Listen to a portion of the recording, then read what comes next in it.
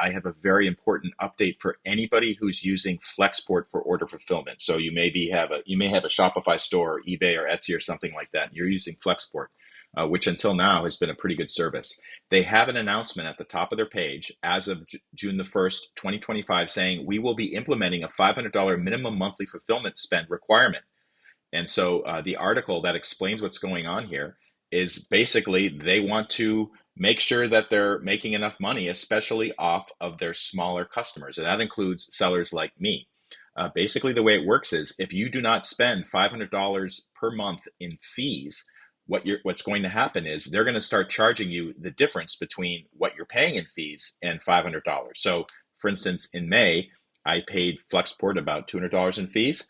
If this new monthly minimum fee goes into effect, basically I'm going to have to pay an extra $300 to make up the $500 requirement they have every month.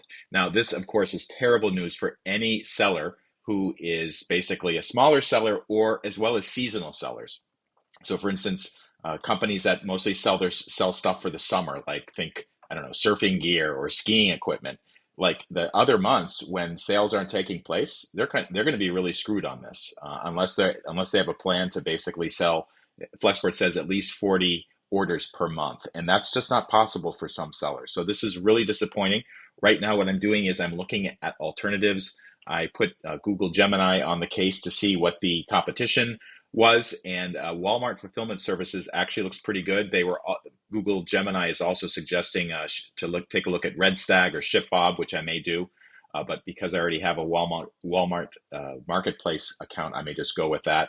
But this is bad news for sellers. It's pretty terrible because Shopify Fulfillment Network, when Shopify sold SFN to Flexport, basically the idea is smaller sellers like us were going to be protected. We're going to be serviced by Flexport, which is willing to take us on. And now basically they're saying, oh, we don't want to deal with you anymore.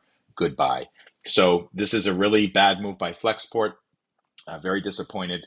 And if I were you, if I had a DTC brand and my sales were either seasonal or under 40 units per month, which is typical for a lot of smaller DTC brands, I would be looking at alternatives right now. If you have any comments or thoughts about this, please leave them in the comments below.